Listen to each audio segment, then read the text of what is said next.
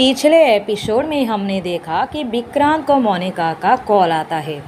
विक्रांत छत पर जाकर फ़ोन रिसीव करता है। मोनिका विक्रांत से कहती है कि एक सरप्राइज़ तुमने मुझे दिया, अब एक सरप्राइज़ मैं तुम्हें देना चाहती हूँ। मैं बहुत ही जल्द इंडिया आ रही हूँ। मोनिका के बात करने के रवैये से विक्रांत थोड़ा टेंशन में आ जाता है। अब आगे 2 दिन बाद विक्रांत जब ऑफिस से आता है तो देखता है कि मोनिका उसकी मॉम के साथ लिविंग रूम के सोफे पर बैठकर कॉफ़ी पीती हुई बातें कर रही है। विक्रांत अचानक से मोनिका को अपने सामने देखकर शॉक्ड हो जाता है। पल भर के लिए उसे समझ में नहीं आता है कि वो कैसा रिएक्ट करे। उसे लग रहा था जैसे उसने अपने दादाजी की खुशी के लिए ये नकली शादी करके मोनिका के नज़रों से गिर गया है। फिर अगले ही पल, हाय, तुमने मुझे बताया क्यों नहीं कि तुम आ जाने वाली हो? मैं तुम्हें एयरपोर्ट में लेने जाता ना। मोनिका हल्के स्माइल के साथ, इट्स ओके, डैड गए थे। विक्रांत, ओह, और कैसे हो? विक्रांत पूछना तो कुछ और ही चाहता था, पर अपनी मॉम के सामने पूछता भी तो कैसे। विक्रांत और मोनिका थोड़ी देर बातें करने के बाद मोनिका स्माइल के साथ, विक्रांत, चलो ना गार्डन में बैठकर बातें करते हैं। आंटी जी, हम गार्डन में जाएं? वैसे तो विक्रांत भी मोनिका से अकेले में बातें करना चाहता था, पर अपनी मॉम के सामने मोनिका से बोल नहीं पा रहा था। अब जब मोनिका ने बोल ही दिया तो समीक्षा जी, हाँ हाँ, जाओ जाओ, बिल्कुल जाओ। मोनिका, कम विक्रांत। दोनों अपने बंगले के बाहर बने छोटे से गार्डन में जाते हैं और टहलते हुए बातें करते हैं। विक्रांत, मोनिका, मैं तुम्हें बताता हूँ कि मैंने किन हालातों में। अभी विक्रांत की बात पूरी हुई ही नहीं थी कि मोनिका, विक्रांत, मैंने तुम्हें कहा था ना, तुम्हें एक सरप्राइज़ देना चाहती हूँ। एक्चुअली बहुत दिनों से मैं तुम्हें कहना चाहती थी, पर हिम्मत नहीं जुटा पा रही थी। मेरी जुबान मेरा साथ नहीं दे रही थी, पर अब बेझिझक बोल सकती हूँ। विक्रांत, पर तुम कहना क्या चाहती हो? मोनिका फुल कॉन्फिडेंस के साथ, विक्रांत, मैं किसी और से प्यार करती हूँ और उससे शादी करने का फैसला किया है। विक्रांत हैरानी के साथ, मोनिका, तुम मजाक कर रही हो ना? अगर मजाक कर रही हो तो ऐसा मजाक मुझे पसंद नहीं है। अभी 6 महीने पहले जब तुम अमेरिका गई तब तो तुम्हें मुझसे प्यार था, फिर किसी और से कब प्यार हो गया? मोनिका, इसमें इतनी हैरानी की क्या बात है विक्रांत? प्यार इंसान को कभी भी किसी से भी और किसी भी वक्त हो सकता है। वो एक बहुत बड़े बिजनेसमैन का इकलौता बेटा है, उसके साथ मेरा फ्यूचर सेफ है। और तो और, मैं तो हमेशा से अमेरिका में बसना चाहती थी। अब मौका मिला है तो मैं कैसे जाने दे सकती हूँ? विक्रांत, लेकिन Monika, try to understand Vikrant, मैं अपने लाइफ के साथ समझौता नहीं कर सकती। विक्रांत का चेहरा उतर जाता है, उसे समझ में नहीं आ रहा होता है कि वो क्या बोले। सच कहा जाए तो विक्रांत के दिल में अभी मोनिका के लिए चाहत थी। इससे पहले कि विक्रांत कुछ बोल पाता कि वहाँ ऋचा आ जाती है। तुम यहाँ हो? मैं तुम्हें कहाँ कहाँ ढूंढ रही हूँ। ऋचा बोलती हुई आती है और विक्रांत के गले से लग जाती है। विक्रांत, एक पल के लिए तुम्हें ना देखूँ तो मेरी सांसें ही रुक जाती है। फिर मोनिका की ओर देखकर, विक्रांत, ये कौन है और ये तुम्हारे साथ क्यों है? विक्रांत को किसी के साथ इस तरह चिपका हुआ देखकर मोनिका का चेहरा पूरी तरह से उतर जाता है। वैसे तो मोनिका जानती थी कि विक्रांत की शादी हो चुकी है, पर उसने विक्रांत को पहली बार किसी के साथ इतना क्लोज होते देखा था।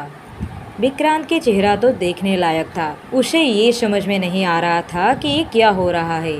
विक्रांत मन ही मन, इसे क्या हुआ? सर में चोट वोट तो नहीं लग गया ना? फिर से ऋचा, डार्लिंग, मुझे इस तरह टुकुर टुकुर क्या देख रहे हो, जैसे पहली बार देख रहे हो? कौन है ये? विक्रांत को ये तो पता नहीं कि ऋचा ऐसा बिहेव क्यों कर रही है, पर ऋचा की ऐसी एक्टिंग से कामिनी के चेहरे पर जो असर पड़ रहा था वो विक्रांत साफ देख पा रहा था। विक्रांत ऋचा से, ऋचा, ये मेरी फ्रेंड है। ऋचा, ओह, तो ये तुम्हारी बेस्ट फ्रेंड है और तुम इनसे हमारी लव स्टोरी के बारे में बता रहे थे, राइट? विक्रांत को समझ में नहीं आ रहा था कि वो हाँ करे या ना। रीचा मोनिका की ओर देखकर अपनी बात कंटिन्यू करती है। ये भी ना जिसे देखते हैं हमारे प्यार की दास्तान सुनाने लगते हैं। हमारी पहली मुलाकात की बात, प्यार का इकरार और इन्होंने किस तरह मेरे घर आकर मेरा हाथ मांगा था। सब कुछ दूसरों से बताने की क्या ज़रूरत है। ये भी ना। मोनिका का सूरत लगभग रोने सा हो जाता है। अब जैसे वो एक पल भी यहाँ खड़ी रही तो रो ही पड़ेगी। मोनिका भरे हुए गले के साथ, अच्छा विक्रांत, मैं चलती हूँ। ऋचा, बैठो ना, अभी तो आई हो।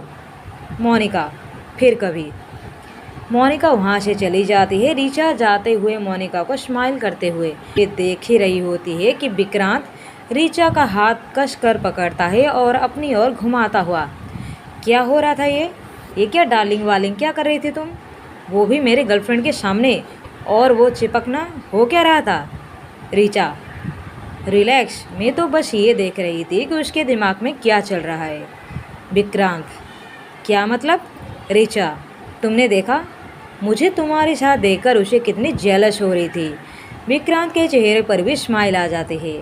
हाँ, वो तो मैंने भी देखा।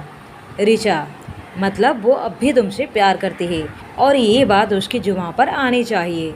विक्रांत, पर ये होगा कैसे। ऋचा, वो तुम मुझ पर छोड़ दो, मुझे पता है कैसे किसी की जुबान पर उसकी दिल की बात लाया जाता है।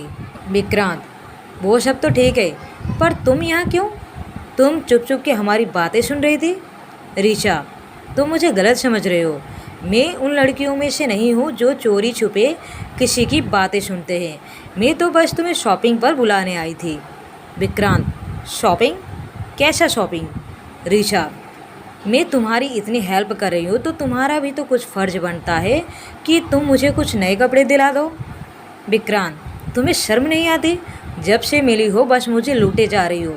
मैं अपनी इस नकली शादी से इतना लूट चुका हूँ कि ज़िंदगी भर कभी असली शादी के बारे में हिम्मत भी नहीं कर सकता। ऋचा, अगर खर्चा करा रही हूँ तो सामने से हेल्प भी तो कर रही हूँ।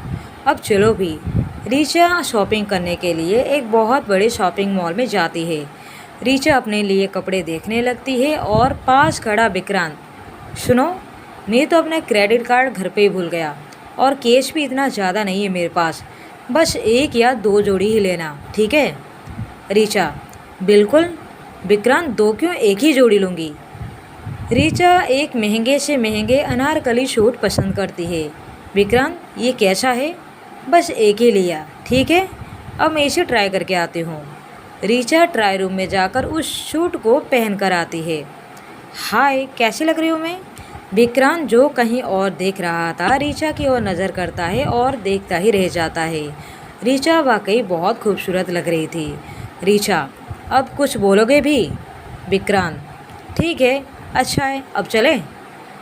ऋचा, हाँ हाँ, बस 1 ही लेना था। दोनों काउंटर पर चलते हैं कि 5,000 का बिल बन जाता है। विक्रांत चौंकता हुआ, क्या 5,000। पर ऋचा, मैंने कहा था ना तुमसे कि मेरे पास ज़्यादा कैश नहीं है। ऋचा, हाँ तो विक्रांत, तुमने मुझे ज़्यादा कपड़े लेने से मना किया था, महंगा लेने के लिए तो मना नहीं किया था ना।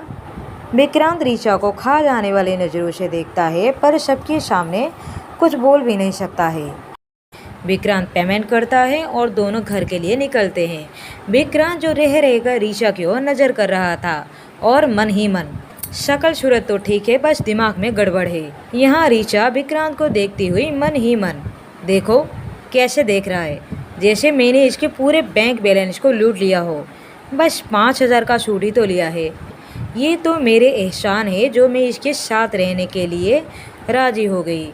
इसे मेरा शुक्रगुजार होना चाहिए। अकड़ू कहीं का, शक्ल तो देखो, पता नहीं कितने साल पहले तो उसने स्माइल किया होगा। कौन गर्लफ्रेंड इसके साथ रहेगी। बेचारी मोनिका की कोई गलती नहीं है। अब आगे की कहानी पढ़ने के लिए बने रहिए दुल्हन वहीं जो पिया मन भाए। साथ ही इस एपिसोड को पढ़ने के बाद एक लाइक और एक कमेंट जरूर करें। कहानी में बने रहने के लिए थैंक यू।